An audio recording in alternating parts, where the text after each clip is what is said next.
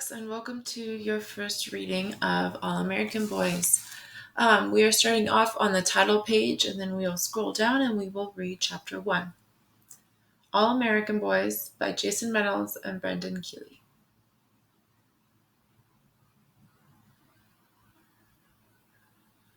History can only teach its lessons if it is remembered. Carmelo Soto. If I am not for myself, who will be for me? But if I am only for myself, what am I? Hillel the Elder.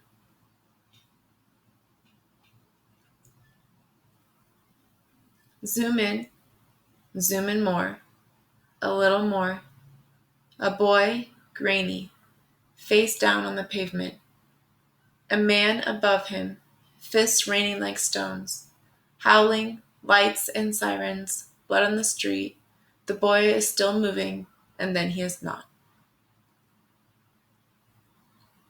Friday. Rashad. Your left, right, left, your left, right, left. Yeah. I left that whack school and that even more whack ROTC drill team because it was Friday, which to me and basically every other person on earth meant it was time to party.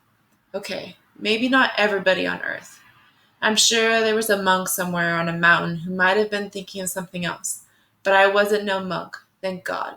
So for me and my friends, Friday was just another word for party. Monday, Tuesday, hump day, because who can resist the word hump, Thursday, and party. Or as my brother Spoonie used to say, porty. And that's all I was thinking about as I crammed into a bathroom stall after school, partying, and how I wasn't wanting to be in that stiff-ass uniform another minute. Thankfully, we didn't have to wear it every day, only on Fridays, which was what they called uniform days. Fridays. Of all days. Whose dumb idea was that? Anyway, I've been wearing it since that morning. First bell is at 8:50 a.m.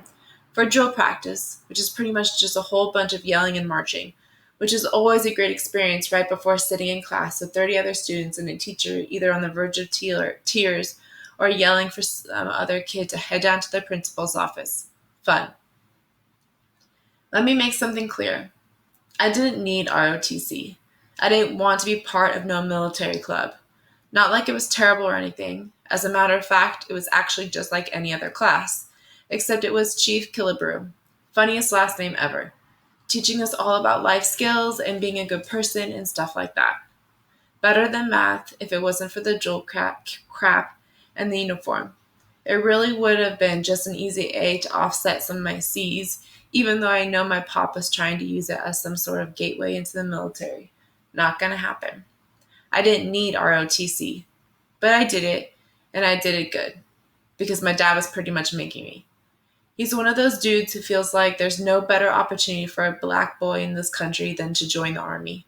That's literally how he always puts it, word for word. Let me tell you something, son, he'd say, leaning in the doorway of my room. I'd be lying on my bed, doodling in my sketch pad, doing everything physically possible to not just stop drawing and jam the pencils into my ears. He'd continue. 2 weeks after I graduated from high school, my father came to me and said, the only people who are going to live in this house are people I'm making love to. I know, Dad, I'd moan, fully aware what was coming next, because he said it at least once a month. My father was the president of predictability, probably something he learned from when he was in the army. Or a police officer. Yep, the old man went from a green uniform, which he wore only for 4 years, though he talks about the military like he put in 20, to a blue uniform, which he also only wore for 4 years before quitting the force to work in an office doing whatever people do in offices, get paid to be bored. And I knew what he was trying to tell me, to get out. Dad would drone, but I didn't know where I was going to go or what I was going to do. I didn't really do that well in school, and college just wasn't in the cards.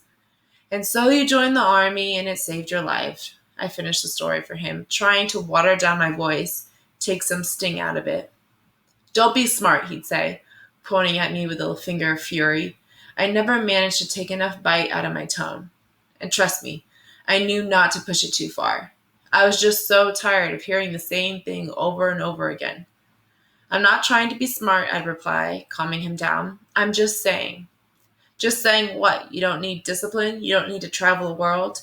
Dad, I'd start, but he would shut me down and barrel on. You don't need a free education? You don't need to fight for your country, huh? Again, he'd cut me off. What is it, Rashad? You don't want to take after your father? Look around. His voice would lift way higher than necessary, and he'd fling his arms all over the place, temper tantrum style, pointing to the walls and windows and pretty much everything else in the room. I don't think I've done that bad. You and your brother have never had a care in the world. Then came his favorite saying. It wouldn't have surprised me if I had it tattooed across his chest. Listen to me. There's no better opportunity for a black boy in this country than to join the army. David, my father's voice would come sweeping down the hallway with just enough spice in it to let the old man know that once again he'd pushed too hard. Leave him alone. He stays out of trouble, and he's a decent student. A decent student. I could have had straight A's if I wasn't always so busy sketching and doodling. Some call it a distraction. I call it dedication. But hey, decent was decent. Then my father's face would soften, made mush by my mother's tone. Look, can you just try it out for me, Rashad? Just in high school. That's all I ask. I begged your brother to do it, and he needed it even more than you do. But he wouldn't listen, and now he's stuck working down at UPS. The way he said it was as if the lack of ROTC had a direct connection to why my older brother worked at UPS. As if only green and blue uniforms were okay, but brown ones meant failure. That's a good job. The boy takes care of himself, and him and his girlfriend have their own apartment. Plus, he's got all that volunteer work he does with the boys at the rec center. So Spoonie's fine, my mother argued. She pushed my father out of the way so she could share the space in the doorway, so I could see her. And Rashad will be too. Dad shook his head and left the room. That exact same conversation happened at least 20 times, just like that. So when I got to high school, I just did it. I joined ROTC. Really, it's called JROTC, but nobody says the J. It stands for Junior Reserve Officer Training Corps. I joined to get my dad off my back, to make him happy. Whatever. The point is, it was Friday, uniform day, and right after the final bell rang, I ran to the bathroom with my duffel bag full of clothes to change out of everything green. Springfield Central High School bathrooms were never empty. There was always somebody in there at the mirror studying whatever facial hair was finally coming in, or sitting on a sink checking their cell phone, skipping class, and after school, especially on a Friday, everybody popped in to make sure plans hadn't been made without them knowing. The bathroom was pretty much like an extension of the locker room, where even the students like me, the ones with no athletic skill whatsoever, could come and talk about the same thing athletes talked about, without all the ass slapping, which to me made it an even better place to be. What up, Rashad, said English Jones, making away too romantic face in the mirror. Model face to the left, model face to the right, brush hairline with hand, then come down the face and trace the space where hopefully one day a mustache and beard will be. That's how you do it. Mirror looking 101, and English was a master at it. English was pretty much a master at everything. He was a stereotypical, green-eyed, pretty boy with parents who spoiled him so he had fly clothes and tattoos. Plus his real name, was English, so he pretty much had his pick when it came to the girls. It was like he was born to be the man. Like his parents planned it that way.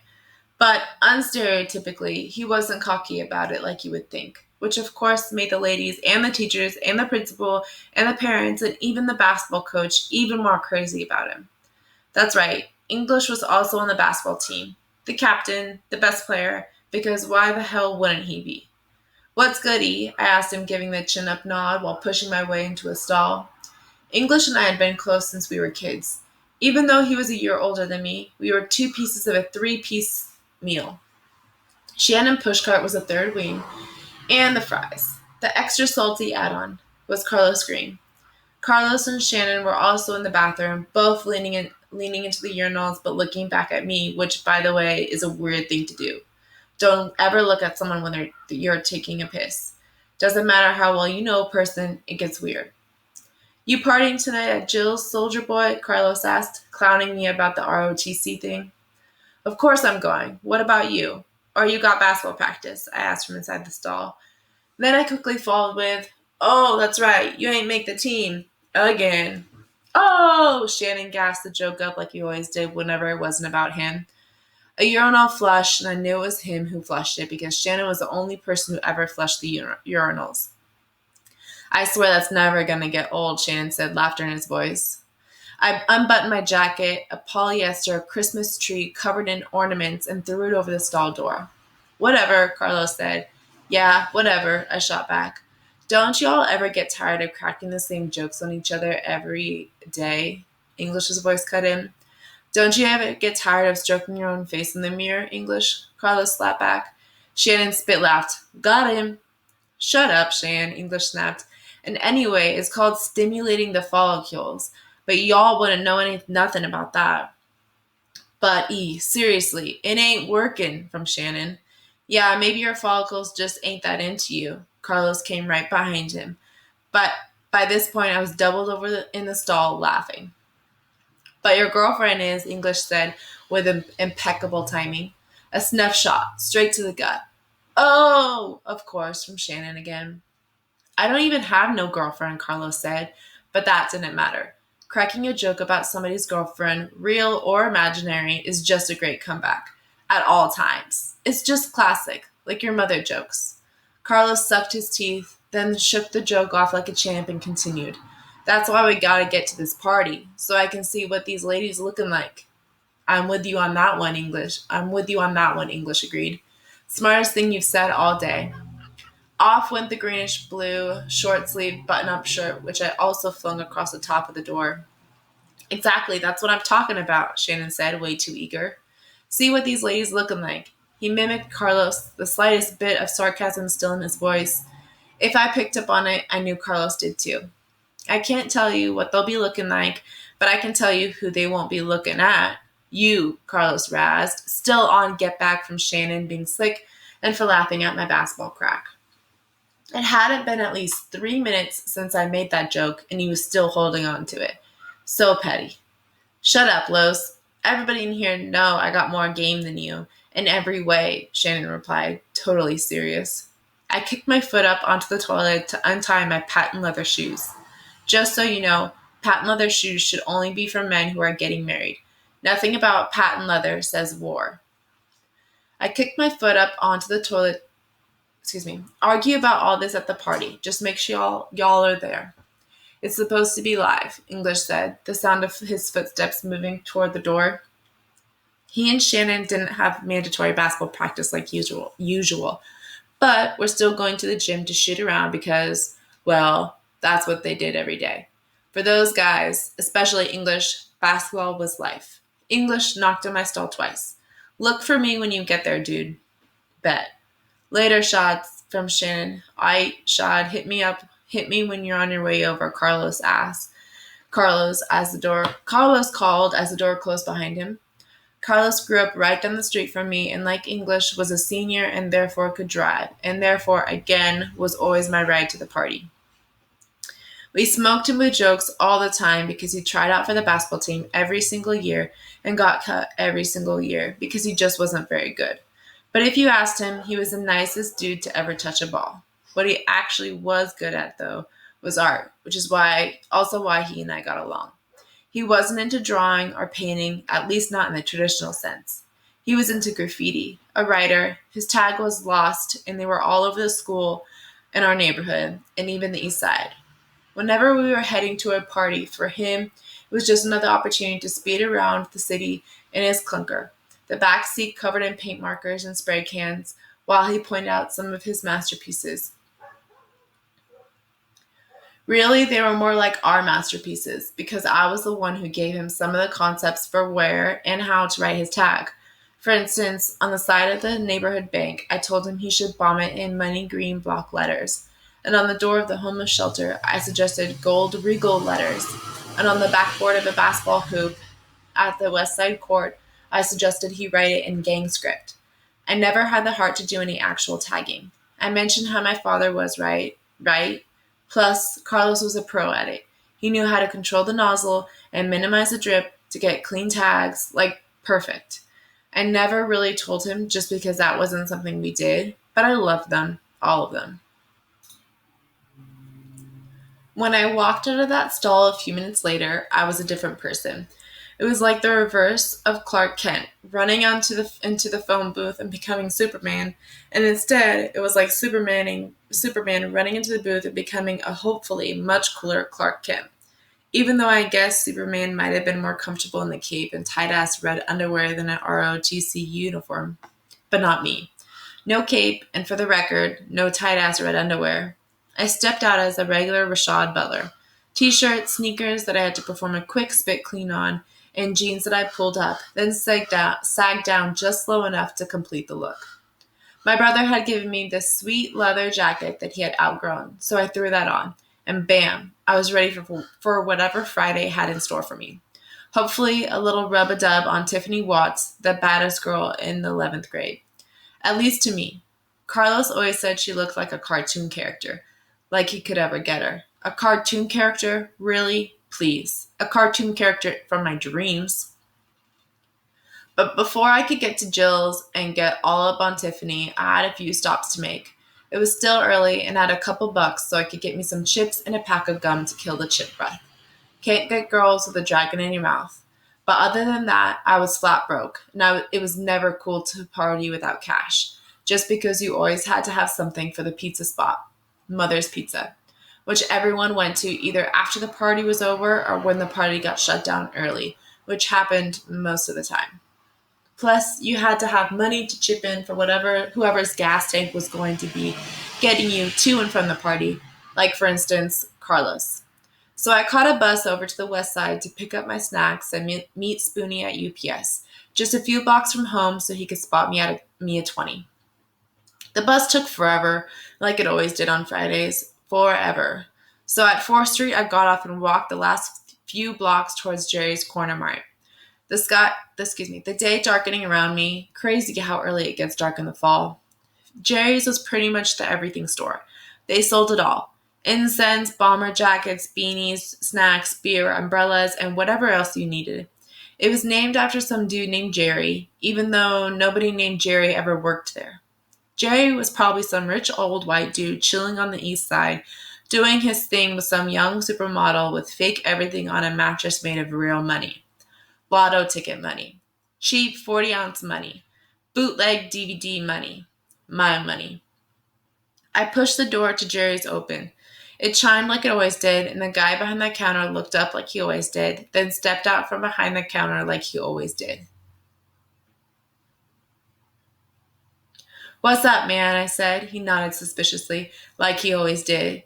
There were only 2 other people in the store, a policeman and one other customer, back by the beer fridge. The cop wasn't a security guard, the weaponless kind with the iron-on badges. The kind my dad tried to get my brother to apply for because they paid decent money. Nah, this cop was a cop, a real cop. And that wasn't weird because Jerry's was pretty much known for being an easy come up for a lot of people. You walk in, grab what you want, and walk out. No money spent. But I never stolen nothing from anywhere. Again, too scared of what my pops would do to me.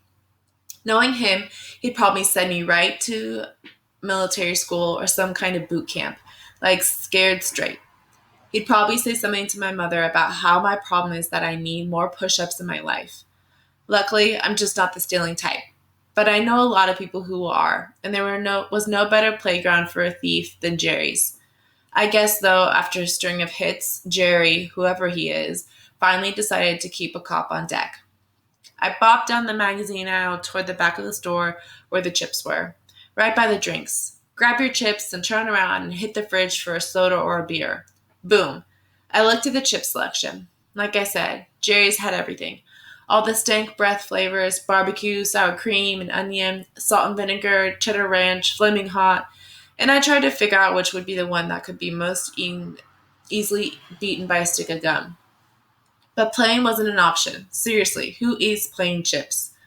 While I was trying to figure this out, decisions, the other person in the store, a white lady who looked like she'd left her office job early, navy blue skirt, matching blazer, white sneakers, seemed to be dealing with the same dilemma, but with a beer right behind me. And I couldn't blame her. Jerry's had every kind of beer you can think of. At least it seemed that way to me. I didn't really pay her too much mind, though. I figured she was just somebody who had probably had a long week at work and wanted to crack a cold brew to get her weekend started. My mother did that sometimes. She'd pop the cap off a beer and pour it in a wine glass so she could feel better about all the burping, as if there's a classy way to belch. This lady looked like the type who would do something like that. The type of lady who would treat herself to beer and nachos when her kids were gone to their fathers for the weekend. Now, here's what happened. Pay attention. I finally picked out my bag of chips, barbecue, tasty, and easily beatable by mint. That settled, I reached in my back pocket for my cell phone to let Spoonie know I was on my way. Damn, left it in my ROTC uniform. So I set my duffel bag on the floor, squatted down to unzip it, the bag of chips tucked under my arm. At the moment the duffel was open, the lady with the beer stepped backward, accidentally bumping me, knocking me off balance. Actually, she didn't really bump me. She tripped over me. I thrust one hand down the floor to save myself from a nasty faceplant, sending the bag of chips up the aisle, while she toppled over, slowly, trying to catch her balance. But failing and falling half on me and half on the floor, the bottle she was holding shattered, sudsy beer splattering everywhere. "Oh my God, I'm so sorry," the lady cried. And before I could get myself together and tell her that it was okay and that I was okay and to make sure she was okay, the guy who worked at Jerry's, who everyone knew wasn't Jerry, shouted, "Hey," making it clear things were not okay. At first I thought he was yelling at the lady on some "you broke it, you bought it" mess, and I was about to tell him to chill out. But then I realized that he was looking at my open duffel and the bag of chips lying in the aisle. "Hey, what are you doing?" "Me?" I put my finger to my chest, confused. The cop perked up, slipping between me and the clerk to get a better look. But he wasn't looking at me at all. Not at first. He was looking at the lady, who was now on one knee, dusting off her hands. "Ma'am, are you okay?" the officer asked, concerned. Yes, I'm. And before she could finish her sentence, the sentence that would have explained that she had tripped and fell over me, the cop cut her off. "Did he do something to you?" Again? Me? What the hell was he talking about? I zipped my duffel bag halfway because I knew that I would have to leave the store very soon. No, the lady was now standing, clearly perplexed by the question. "Yeah, he was trying to steal those chips," the clerk interrupted, shouting over the cop's shoulder. Then, fixing his scowl back on me, he said, "Isn't that right? Isn't that what you were trying to do? Isn't that what you put in your bag?" What? What was going on? He was accusing me of things that hadn't even happened. Like he couldn't have been talking to me. I wanted to turn around and check and make sure there wasn't some other kid standing behind me stuffing chips in his backpack or something, but I knew there wasn't. I knew this asshole was talking about me. It felt like some kind of bad prank. "In my bag? Man, ain't nobody stealing nothing," I explained, getting back to my feet. My hands were already up, a reflex from seeing a cop coming toward me. I glanced over at the lady who was now slowly moving away toward the cookies and snack cake aisle. "I was just trying to get my phone out my bag when she fell over me," I tried to explain, but the policeman shut me down quick. "Shut up," he barked, moving closer. Wait, I said shut up," he roared, now rushing me, grabbing me by the arm. "Did you not hear me? You deaf or something?" He led me toward the door while walkie-talkieing that he needed backup. Backup? For what? For who?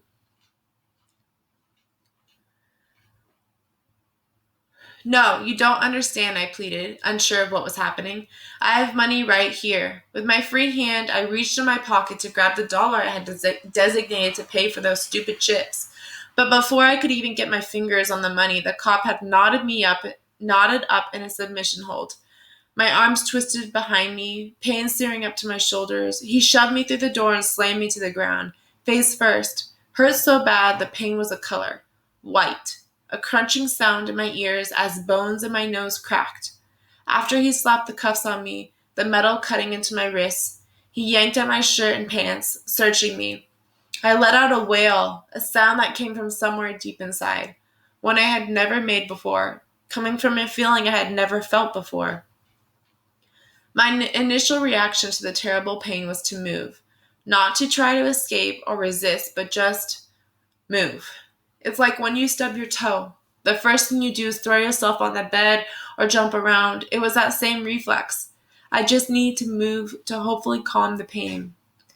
But moving wasn't a good idea because every time I flipped and flapped on the pavement with every natural jerk, the cuffs seemed to tighten. And worse, I caught another blow. A fist in the kidney, a knee in the back, a forearm to the back of the neck. Oh, you want to resist. You want to resist, the cop kept saying, pounding me. He asked if he expected me to answer, but I couldn't. And if I could have, I would have told him that I didn't want to resist. Plus, I was already in cuffs. I was already stuck. The people on the street watching their faint murmurs of leave him alone becoming white noise. They knew I didn't want to resist. I really, really didn't. I just wanted him to stop beating me. I just wanted to live. Each blow earthquaked my insides, crushing parts of me I had never seen, parts of me I never knew were there. Fucking thugs can't just do what you're told. Need to learn how to respect authority. And I'm gonna teach you, he taunted, almost whispering in my ear. There was blood pooling in my mouth, tasted like metal. There were tears pooling in my eyes. I could see someone looking at me, quickly fading into a watery blur. Everything was sideways, wrong. My ears weren't plugged by the pressure. My ears were clogged, plugged by the pressure. All I could make out was the washed out grunts of the man leaning over me, hurting me, telling me to stop fighting, even though I wasn't fighting. And then the piercing sound of sirens pulled up. My brain exploded into a million thoughts, and only one thought at the same time. Please don't kill me.